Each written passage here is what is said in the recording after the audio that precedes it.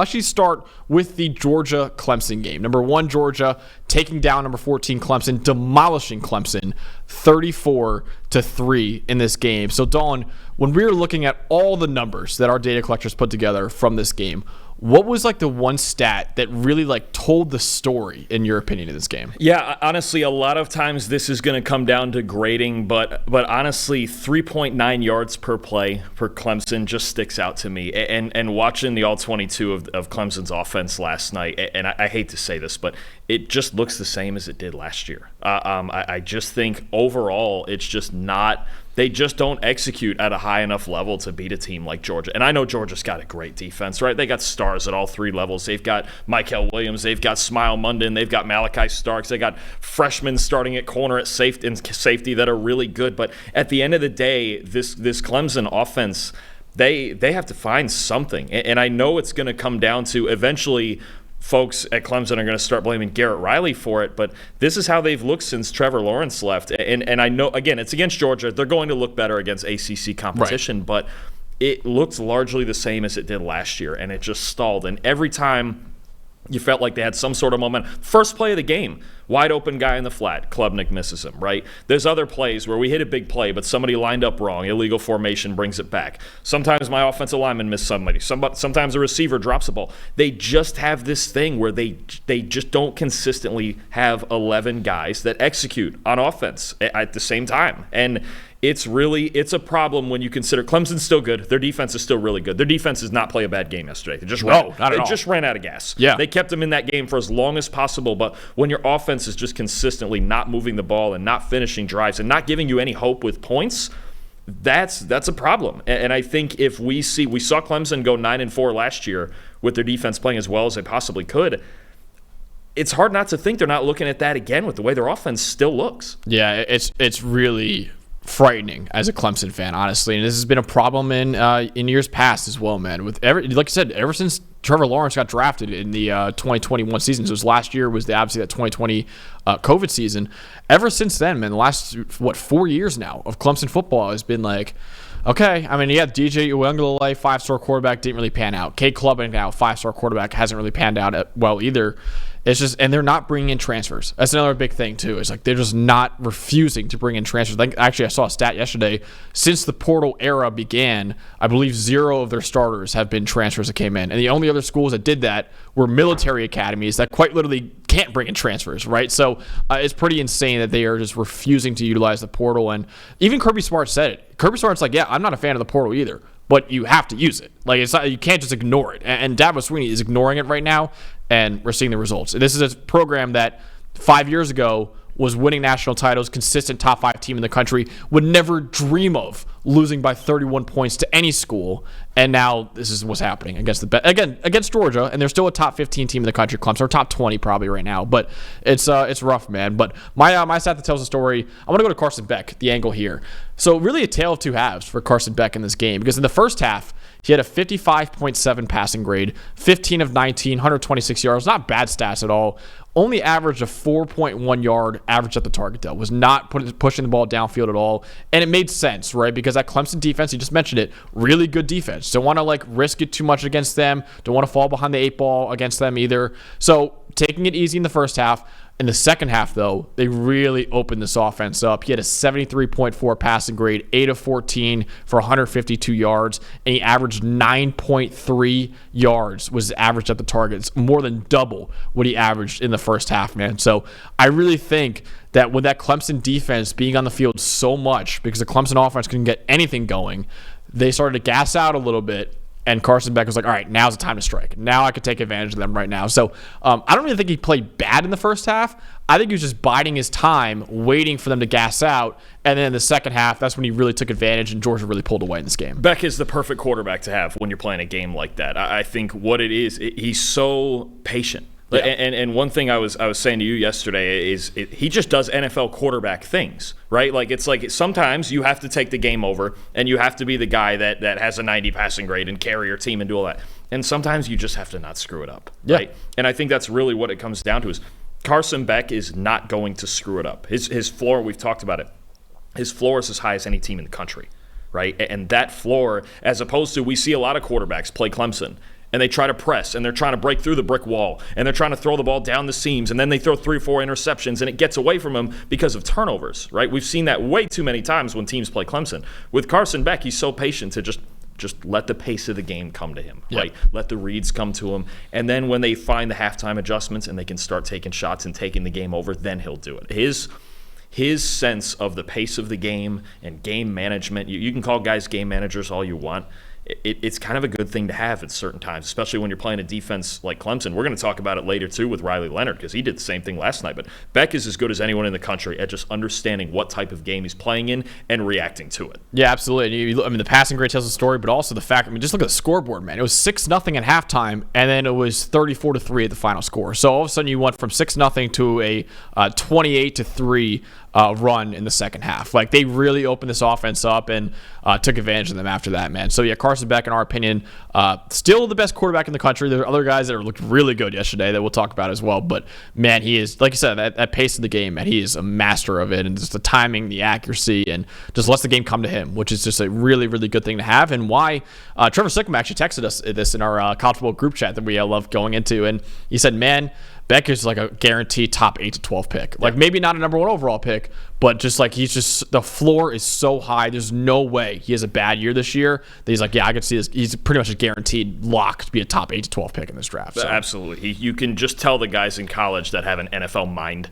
Yeah. Like, you can just see there's certain guys who are like, they know their system and they know like how to operate there. But Carson Beck would fit into any NFL offense. It doesn't matter. You could put him in a Shanahan system. You could put him in a drop back system, or like the Bengals, let's say, or run heavy. He doesn't care. He can get under center. It doesn't matter. Carson Beck's just going to go out there and he's going to see the field well. He's going to manage the game well. For any team in the league, I think he's going to be at the top of the list for a lot of teams in next year's draft. Yeah, absolutely. Well, man, I can't wait to see what he does there. So, Dalton, what was the most impressive part of that game yesterday for you? For me, there was big questions because Trevor Etienne was suspended yesterday. There's big questions about Georgia's running game against an incredibly good run defense with Clemson, right? Peter Woods and DeMonte Capehart and those guys at Clemson. But tell you what, true freshman back Nate Frazier, this is a dude right here. You know what? I'll be honest. You've probably seen the high school tape. I have not.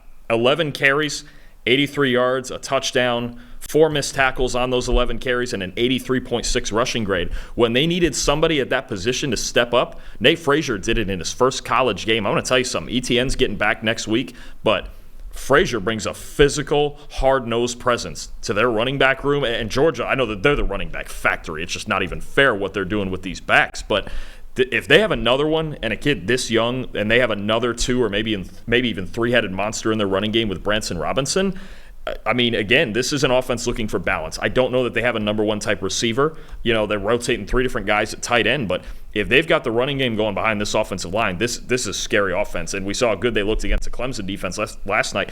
If you do that against Clemson's defense, you can basically do it against any team in the country. And I think it's in part because they had Frazier step up yesterday in a huge moment. I mean, first college game against Clemson. It's like a top 5 run defense in the country, and you go for 7.5 yards a carry.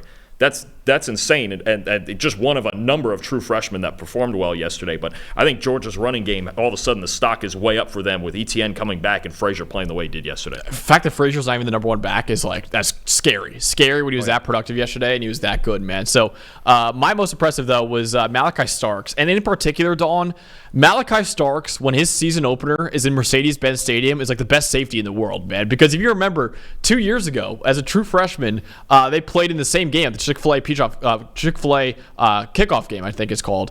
And he had an unbelievable interception. You can see right there against Oregon. Unreal, almost the same interception against Clemson yesterday, man. This guy has been dominant in those season openers in Mercedes-Benz Stadium. 89.1 coverage grade across those 2 games. 78.8 run defense grade across those 2 games. On 7 targets, he's allowed 3 catches for 33 yards. He has 2 picks, those ones you just saw right there, and a 17.9 passer rating allowed. This guy was already our number 1 safety in the country entering the year. And, man, just that game alone, you just saw, that's who he is. And it's just so funny to me that 2 years ago, when he was a true freshman making his first ever start, and he did the same exact thing against Oregon. And we're like, wait a minute, who is this guy? Former top 10 recruit and all that. All I got to say, man, because this is obviously probably going to be his last year of college football, you better hope that his week 1 game in the NFL next year is not for or against the Falcons in Atlanta. Because if it is, man, he could go absolutely off in that game. So I wanted to shout out Malaki Starks and just make the connection, because in season openers at that stadium, he's lights out, man, and he was fantastic yesterday. Oh man, could you ever imagine him with Jesse Bates in Atlanta?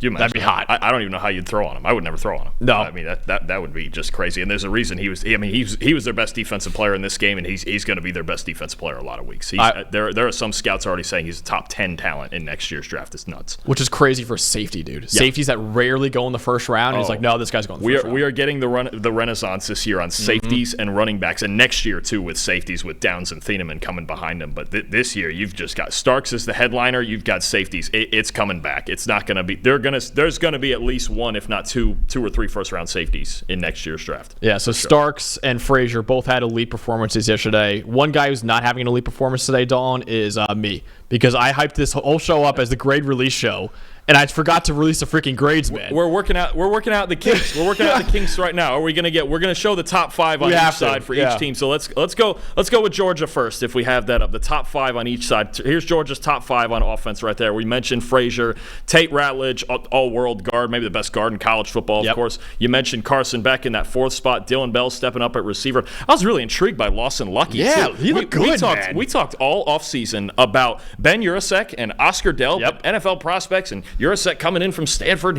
And Lawson Lucky finishes with, I believe he had 3 catches yesterday for somewhere around 40 yards, and he played well. Now they got 3 tight ends. This is a tight end factory too. And they just lost the greatest tight end in college football history last year, and Brock Bowers like, oh, they got 3 more guys. It's fine. They have 3 more NFL players. Kirby's doing what it feels like Saban did at Alabama all these years. They're just here's another one at every spot, right? I won't ever say any school is tight end you but Iowa, considering what they've had in George Kittle, T.J. Hawkinson, Sam Laporta. But man, dude, what Georgia's putting out right now, and listen, Iowa's got a stud this year in Luke Lachey, so they still are tight end U. So I'm not saying they're not, but Georgia's might be number 2 for tight end U right now with what they're putting out right now. So yeah, Lawson Lucky, man, that guy. I realized a couple times we're like, oh, is that Delp that just caught that? Oh, is that Urasek that just caught that? It's like, wait, who the hell is this Lucky guy? Catching up with all the numbers in week 1 was rough yesterday. Yeah, dude, guys changing numbers. We're like, I don't know what's going on right now. But absolutely, that's a fun one. But let's see Georgia's top 5 on defense too. We already mentioned Starks, but one guy on here that I know you wanted to talk about was KJ Bolden. We talked about Starks at safety, but I know that's a guy that caught your eye. Dude, KJ Bolden. So, I'm a true freshman guy, 5-star true freshman guy. KJ Bolden, number 1 safety coming out of high school. And we didn't do him in our top 10 true freshman video because we were like, okay, Ellis Robinson, they have way more questions at corner. Ellis Robinson's the best corner since Vernon Hargreaves, Bengals legend. And that's why we put him in the list. KJ Bolden, I was like, oh, he could also get some time. Dude, he played the most snaps out of any safety yesterday for Georgia. He might be the other safety opposite of Malaki Starks this year. So that was one where he played great too. 75.3 covered. That's 75.3 grade. That's a great grade for KJ Bolden in his very first game. So that was one, man, that I was very, very impressed by. And I thought, man, I could see KJ Bolden being a guy only allowed 8 yards total in coverage. So that opened my eyes a lot because I thought Dan Jackson, who also played well yesterday, you saw him in that graphic as well, but KJ Bolden might immediately be the opposite safety of Malaki Starks as a true freshman. Yeah, I mean, in this Georgia team starting last year, they lost a lot of pieces last year on the defensive line, and even the last few years when you talk about guys like Jalen Carter and Jordan Davis and Nolan Smith, right? This team's really built from the back end up, right? Yep. And last year we talked about their pass rush wasn't quite as good as it had been in past years, but this secondary, if guys like Bolden and Jackson are going to emerge at safety as young guys like that, along with Starks and those young kids at corner, how do you even throw on this team? How do you do it? I don't know, man. I really don't know. So let's go over to the other side of the ball. Clemson, obviously it wasn't a great offensive performance for them yesterday, but let's see their top 5 players in offense. See right there, Antonio Williams, number 1, only one that graded above 70 in this game. Walker Parks, their guard, at number 2 at a 67. Phil Moffa, the running back, at a 65. Blake Miller, the right tackle, at a 63.8. Actually, Trevor's, I believe, number 2 tackle in the draft right now, 63.8. And then Kate Klubnik, the quarterback, obviously checking in at a 61.6. Anyone there stand out to you in that list? 2 things. I think you see, obviously, like they did last year, how Clemson's going to have to win games, right? Get behind this offensive line. You've got NFL talent on this offensive line. You got NFL talent all over the place, but you have to execute better. Offensive line, Phil Moffa. That's where it's going to start, right? And I think Moffa is the one real big-time veteran guy on this offense. There's a lot of youth at receiver. Some experience on the offensive line. They're going to be built on the running game. And again, Klubnik, 61.6. That's kind of what we saw out of most of last year, right? I think last year he only had 2 games with a passing grade of at least 70.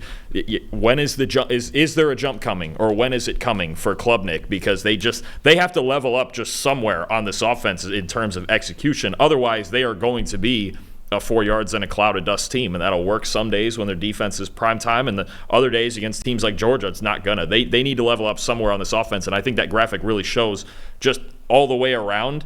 It wasn't good enough yesterday, and it looked a lot like last year. Yeah, it really did, man, honestly. So, Antonio Williams, I was a little impressed by. And actually, he was a guy that I liked a little bit last year, too. So, I think he's a guy that is a little promising for them in that receiving core that they have been so desperate to get impact players there, man. And they haven't had them in recent memory. And I think Antonio Williams can be a guy that they can rely on a little bit this year. So, that was a bright spot for them for sure. But let's go to the defensive side of the ball for Clemson in this game. R.J. Mickens at a 73.6, Peter Woods at a 72.5, T.J. Parker at a 66.2, DeMonte Capehart at a 65, and Wade Woodaz at a 64.8. Dalton, we got to talk about, I think, the number 2 guy on the list, Peter Woods, who I thought was playing out of position the entire game yesterday. I hate the fact that he's a starting edge defender from Clemson. He's 315 pounds, and he was dominant as a D tackle last year. And yes, he just still had a 72.5 grade, but I think his first snap at D tackle yesterday, he had a sack. Yeah. And it was like, why down you're in the red neutralizing zone, your best player, man. So I don't know how you feel about him playing edge this year, but I'm like, dude, he is way too big and way too talented to play edge for you. Put him in the inside, man. Yeah, I would hate to think that. I don't know if it's a shortage of edge players they have, or I would just hate to think that Woods is just playing out of position now, because you're right, it's just too big. And he's great, and he's going to do the best that he can. Honestly, it's not that, like you said, he played well, but there are times if Peter Woods at 315 pounds is your field side edge defender, that's the thing too, Max. Most of the times that I saw him out there on the edge, he was on the wide side of the field. And Georgia, seeing this, I think I almost want to say the first play or something close to it of each half, they were in a jet sweep. They were in a jet sweep to that side, and Woods, it's hard for any edge player to defend a jet sweep and do anything about it, because the whole point is you leave him and you bounce around him and you get. But Peter Woods at that size, he's a great player, but he stands no chance at plays like. I would worry about teams getting to the wides. Let's say when Clemson, I believe they're playing Georgia Tech, you could bet money Georgia Tech's going to see that and go, we're just going to wide side it. We're going to go right at him. We're not afraid of him in space, and that's nothing against Woods, but he's a defensive tackle, and he was one of the best defensive tackles in the country. We had him as the number 5 defensive tackle coming in to the year, and now they're switching him to the edge, and it just sometimes it's a fit thing more than a talent thing, and it's an odd one to me. It would make me think there's a shortage of edge defenders there at Clemson right now, which feels odd too, because they always have a bunch of defensive linemen. And usually obviously college players, which makes sense, they're always smaller than what you see in the NFL. The biggest edge in the NFL last year that I saw a snap was Michael Hecht for the Rams at 310 pounds. Everyone else was at 290 or below. So he would be the biggest edge in the league right now by 5 pounds. So it's just it makes no sense for a 315-pound guy. Again, so dominant as a D tackle. I did not like him playing edge. And yes, he did grade out pretty well, so I'm not taking that away from him. And he still will probably grade out really well, because he's, in our opinion, a top 6 D tackle in the country entering the year. But I hate the fact that it feels like they're neutralizing their best player on the whole team by playing him at a position that just doesn't, really feature his strengths too much, honestly. So